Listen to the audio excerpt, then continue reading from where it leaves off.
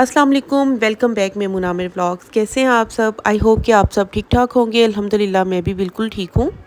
आज का vlog start कर रही हूँ संडे मॉर्निंग से। सुबह उठते ही मुझे ख्याल आया कि अभी बच्चों के नाश्ते के लिए कुछ लाइट सा बना लूँ। फ्रिज में भी कोई लेफ़्ट ओवर सालन नहीं था। फिर मैंने सोचा कि चलो कोफ्ता कड़ी बनाती हूँ, सबको बहुत मज़े की लगेगी। कल रात को मैंने खाना नहीं बनाया था, आमिर आउट ऑफ सिटी गए हुए थे और बच्चों के लिए फिर मैंने बाहर से ही ऑर्डर कर लिया था। जब आमिर घर पे नहीं होते हैं तो मैं या तो घर पे ही फ़ास्ट फूड बना लेती हूँ या फिर बाहर से कुछ ऑर्डर कर लेते हैं। तो बस जल्दी से मैंने कुकिंग स्टार्ट कर दी। सबसे पहले मैंने इसके लिए ग्रेवी बना ली और बेसिक से स्पाइसेस डाले। बस इसको बहुत ही मज़े का बनाने के लिए मैंने इसमें दालचीनी और लौंग को पीस के डाला है। उसके साथ इतनी मज़े की खुशबू आती है। जब ग्रेवी रेडी होगी तो फिर मैंने उसमें 2 ग्लास पानी डाल के उसको बॉईल होने के लिए रख दिया। और साथ में यहाँ पे मैं अभी जल्दी जल्दी से कोफ्ते बना लूँगी। यहाँ आपके साथ एक टिप शेयर कर रही हूँ। इक्वल साइज़ के कोफ्ते बनाने के लिए मैं ये एक स्कूपर यूज़ कर रही हूँ। आप भी इस तरह से यूज़ कर सकते हैं। इस तरह से इक्वल साइज़ के कोफ्ते बनेंगे। इस तरह से दबा दबा के आपने कोफ्ते बनाने हैं ताकि उनके ऊपर कोई भी क्रैक ना हो। इस तरह से कुकिंग के दौरान कोफ्ते खुलेंगे नहीं और बहुत ही अच्छी कोफ्ता कड़ी बनेगी। इसमें मैंने जो लौंग और दालचीनी पीस के डाली थी ना, उसकी इतनी अच्छी खुशबू आ रही थी, पूरे किचन में बहुत मज़े की स्मेल आ रही थी। और आपके साथ भी ऐसा होता होगा कि कभी कभी कुकिंग करते हुए ना आपका मूड बहुत ही अच्छा हो जाता है। तो आज मेरे साथ भी बिल्कुल वैसा ही मोमेंट था।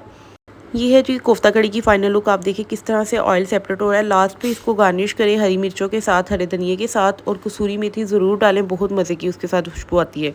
सबने नाश्ता वगैरह किया। ऑनेस्टली बहुत मज़े की कोफ्ता कड़ी बनी थी।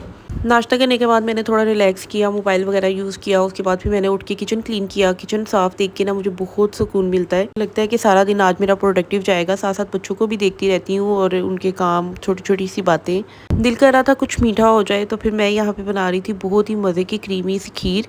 खीर में ना एक टिप आप यूज़ किया करें, जब भी आप खीर बनाते हैं ना तो उसके अंदर ज़रूर जो पाउडर मिल्क है ना वो डाला करें। बहुत अच्छा टेस्ट आता है, बहुत मज़े की बनती है। उसके बाद मिनाल स्टोर पे गई थी। डेली इसने स्टोर पे जाना होता है अपनी छोटी सी लिस्ट लेके। घर आके मुझे कह रही थी कि मामा जल्दी से देखिए मैं बबल्स लेके आई हूँ। जैसे इसने खोला तो सारा फ्लोर के ऊपर बबल्स का लिक्विड गिर गया और इतना क्यूट सा मुंह बना लिया था। इस तरह से लग रहा था कि अब भी रोने वाली है। बस मेरे पास ये बबल्स के पैकेट पड़े हुए थे, फिर मैंने इसके साथ लिक्विड बना के दिया इसको और हम लोगों ने मिलके बहुत सारे बबल्स बनाए और बहुत इंजॉय किया। फिर ग्रॉसरी करने का मुझे बहुत मज़ा आता है। जब भी ग्रॉसरी करनी होती है ना मैं खुद जाती हूँ। केचप और इस तरह से चीज़ें ख़त्म हुई हुई थी। पास्ता बनाना था तो उसके लिए फिर मैं पास्ता लेके आई हूँ और ये सिंगलेस की चीज़ स्लाइस ये बहुत ज़बरदस्त है। और साथ में मैं लेके आई हूँ टमाटो केचप, ये मिनाल और अहमद के लिए। और जो सॉस मैं बनाती हूँ ना बच्चों के लिए, उसमें मस्टर्ड पेस्ट यूज़ होता है, तो ये भी ख़त्म हुआ था, ये भी लेके आई हूँ। और साथ में ऑलिव्स भी लेके आई हूँ। स्मैश बर्गर की रेसिपी बहुत ही जल्द दोबारा से आपके साथ शेयर करूँगी, बहुत मज़े के बनते हैं। और साथ में हम लोग यूज़ करते हैं ये वाला शंग्रीला का चिली गार्लिक सॉस, बहुत मज़े का लगता है और काफ़ी टाइम फिर ये चला जाता है। ये थी जी आज की मेरी ग्रॉसरी। और साथ में मैं लेके आई थी दूध, अंडे और जो भी फ्रूट्स चाहिए होता है, और बच्चों के लिए डोनट लेके आई थी। जब घर आई तो हल्की हल्की सी थकावट महसूस हो रही थी और सर में भी हल्का हल्का सा दर्द लग रहा था। तो फिर मैंने मज़ेदार सी अपने लिए और आमिर के लिए चाय बनाई। बच्चे इतने शौक से चाय नहीं पीते हैं। बस मज़ेदार सा चाय का कप और साथ में ठंडी ठंडी सी हवा चल रही थी। बाहर बैठ के मैंने चाय पी और इतना परफेक्ट और मज़े का कॉम्बो लग रहा था। मूड चाय पीने से फ़्रेश हो गया था। फिर शाम के लिए कुछ बनाना था। सोच रही थी कुछ मज़े का बनाती हूँ, पास्ता बना लेती हूँ और साथ में हैश ब्राउन्स, दोनों ही बच्चों को बहुत पसंद है। सबसे पहले मैं यहाँ पे पास्ता बॉईल कर रही थी। इतनी देर में अबीर आ गई किचन में और कहने लगी मामा मैं पास्ता बनाती हूँ। उसको कुकिंग का बहुत शौक है और पास्ता बहुत मज़े का बनाती है। तो फिर मैंने सोचा कि ठीक है, दोनों मामा बेटी मिलके कुकिंग करते हैं। अबीर का फेस इतना एक्साइटेड था क्योंकि इसने एक दिन पहले भी मेरे साथ मिलके इस तरह से पास्ता बनाया था और बहुत मज़े का पास्ता बना था। बिलीव मी, मुझे इतना मज़ा कभी भी नहीं आया पास्ते का। इतना मज़े का क्रीमी सा पास्ता बना था कि मैंने बीर से बोला कि अब नेक्स्ट टाइम जब भी पास्ता बनाना है ना तुमने ही बनाना है, क्योंकि इसके हाथ में बहुत अच्छा टेस्ट है। लास्ट टाइम जब अबीर ने पास्ता बनाया था तो इसको मैं सारे इंग्रेडिएंट्स कट करके देती जा रही थी, लेकिन आज तो ये शेफ़ बनी हुई थी और हर चीज़ खुद ही रेडी कर रही थी। और मज़े की बात ये है कि जब भी कोई इंग्रेडिएंट इसमें ऐड करती थी तो बिल्कुल शेफ़ की तरह बोल के कहती थी कि अब हम इसमें ऐड करेंगे थोड़ा सा सिरका।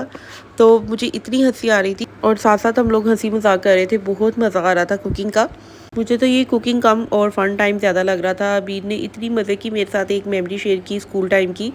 ये जल्दी से तैयार हो जाती थी और इसको जान कार्टून इतने अच्छे लगते थे ना। ये सुबह बस जल्दी जल्दी से तैयार होके तो टीवी ऑन कर लेती थी और जान कार्टून बैठ के देखती रहती थी। अच्छा, चिकन में ना सोया सॉस और सिरका वगैरह डाल के उसको अच्छी सी उसकी बुनाई कर लेनी है और फिर उसके बाद जब बिल्कुल ड्राई हो जाएगा ना, चिकन पानी छोड़ देगा और जब पानी ड्राई होने लगेगा तो फिर हम इसमें स्पाइसेस ऐड कर देंगे और स्पाइसेस डालने के बाद जब वो भी पानी ड्राई और हो जाएगा ना, तो फिर हम इस पर 1 टेबलस्पून डाल देंगे मैदा। इस तरह से स्ट्रेन करके हमने इसमें 1 टेबलस्पून मैदा ऐड कर दिया था। और मैदा डालने के बाद आपने चम्मच को इस तरह से हिलाते रहना है। और साथ में ये रेशो आपने याद रख लेनी है कि 1 टेबलस्पून मैदा जब आपने डालना है तो उसमें आपने 1 गिलास दूध डालना है। तो इसको मीडियम फ्लेम पे हमने कुक होने के लिए रख देना है 10 मिनट के लिए। मैदा भी बहुत अच्छा सा फूल जाएगा और क्रीमी सा एक टेक्सचर बन जाएगा। और साथ में ही चिकन जो है ना वो भी बहुत अच्छा सा टेंडर हो जाएगा। तो इस टाइम पे एक बारीक कटी हुई शिमला मिर्च ऐड कर दें, बहुत अच्छा फ्लेवर आता है उसके साथ। अगर आप पहले डाल देंगे ना तो वो भी टेंडर हो जाएगी, तो वो टेस्ट नहीं आएगा। तो इस टाइम पे थोड़ी सी सॉफ्ट होगी, थोड़ी सी क्रंची क्रंची, तो बहुत मज़े की लगेगी। साथ में इसमें ऐड कर दें ऑरिगेनो। उसके बाद हम इसमें ऐड कर देंगे बॉईल किया हुआ पास्ता और अच्छे से इसको मिक्स कर लेंगे। पास्ता डालने के बाद अच्छे से इसको मिक्स करेंगे और मिक्स करने के बाद हम इसको बिल्कुल लो फ्लेम के ऊपर 10 मिनट्स के लिए कवर करके छोड़ देंगे। फिर बहुत अच्छा फ्लेवर आता है पास्ते का। इस टाइम पे ना बहुत ही मज़े की पास्ते की खुशबू आ रही थी। आमिर को पास्ता पसंद नहीं है, लेकिन अबीर कह रही थी कि आज मैंने पापा को भी पास्ता टेस्ट करवाना है। और मुझे इसकी बात इतनी स्वीट लगी। और लास्ट में ना इसको और भी फ्लेवरफुल और क्रीमी सा बनाने के लिए ना इसके ऊपर हम हाफ़ पैकेट इस तरह से मिल्क क्रीम का ले लेंगे और वो डाल देंगे। और साथ में इसके ऊपर हम ऑरिगेनो डाल देंगे। और फिर हम इसको दोबारा से 4 से 5 मिनट कवर करके छोड़ देंगे। इतनी मज़े की खुशबू और इतना मज़े का क्रीमी सा टेक्सचर हो जाएगा इसका। तो बस पास्ते को कवर करके मैंने छोड़ दिया और अब मैं रेडी करने लगी थी हैश ब्राउन्स। बहुत ही सिंपल सी रेसिपी है हैश ब्राउन्स की। तो मैंने सोचा कि हैश ब्राउन्स जो है ना वो मैं आज एयर फ्रायर में बनाती हूँ। और पास्ता तो वाकई बहुत ही मज़े का और क्रीमी बना था। अब अबीर की ड्यूटी है, जब भी पास्ता बनाना हमेशा अबीर ही पास्ता बनाया करेगी। अब यहाँ पे आपके साथ शेयर करती हूँ हैश ब्राउन की सिंपल सी रेसिपी। तो सबसे पहले आपने आलूओं को बॉईल करके ना ग्रेट कर लेना है। फिर उसमें ऐड कर देंगे 1 अंडा और साथ में 2 से 3 टेबलस्पून कॉर्नफ्लोर। और बहुत ही सिंपल से स्पाइसेस होते हैं इसमें, नमक और काली मिर्च। मैं इसको ना फ्लेवरफुल करने के लिए इसमें ऐड कर रही हूँ थोड़ा सा पेपरिका, बहुत अच्छा फ्लेवर आएगा। और पेपरिका देख के मुझे याद आया कि पेपरिका मैं इसलिए लेके आई थी कि अहमद के लंच बॉक्स के लिए नगेट्स बनाऊंगी। हाफ टी स्पून इसमें मैंने पेपरिका पाउडर ऐड कर दिया। तो बस जल्दी जल्दी से इन सारी चीज़ों को मिक्स करके ना इनको शेप दे देंगे। बस 1 से 2 मिनट आपने अच्छे से इसको मिक्स करना है ताकि हर चीज़ जो हमने इसमें डाली है ना वो अच्छे से मिक्स हो जाए। एयर फ्राई में बटर पेपर सेट कर दूंगी और इसको ऑयल से अच्छे से ब्रश कर दूंगी। हैश ब्राउन की शेप बना के ना इसको थोड़ी देर फ्रीज़र में रखना होता है 1 घंटा, ताकि ये अच्छे से सेट हो जाए। लेकिन मेरे पास टाइम नहीं था तो मैंने बस एहतियात से इनको एयर फ्रायर के अंदर रख दिया। और हाई टेम्परेचर पे मैं इसको 15 मिनट लगा दूंगी और फिर मैं सेंटर में ना इसको खोल के फ्लिप कर लूँगी इस तरह से। तो चलिए इस पर ट्राई करते हैं कि कैसे बनते हैं। और उसके बाद फिर मैं साथ ही पास्ता जो है ना वो 2 से 3 मिनट तक मैंने बिल्कुल मीडियम फ्लेम पे इसको रख दिया हुआ था। अब इसको दोबारा से मिक्स करेंगे और इतना मज़े का और ये देखिए क्रीमी टेक्सचर बना है। तो फिर मलाइका और अबीर ने मेरी हेल्प की, बर्तन वगैरह उन्होंने रखे। ये छोटी छोटी चीज़ें जो है ना वो बच्चों को बहुत ही रिस्पॉन्सिबल बनाती हैं। और साथ में हैश ब्राउन बहुत मज़े का क्रिस्पी सा बना था। डिनर वगैरह किया और फिर हम लोगों ने थोड़ी देर बैठ के टीवी देखा, बातें की।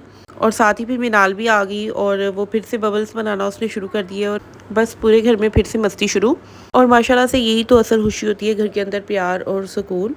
तो बस ये था आज का व्लॉग मेरा, सुबह से लेकर शाम तक अल्हम्दुलिल्लाह बहुत ही अच्छा दिन गुजरा है। आप बताइए कि आपको इन सारी रेसिपीज़ में से कौन सी रेसिपी सबसे ज़्यादा अच्छी लगी है। ज़रूर मुझे कमेंट सेक्शन में बताइएगा। मिलते हैं नेक्स्ट वीडियो में, तब तक के लिए अल्लाह हाफिज़।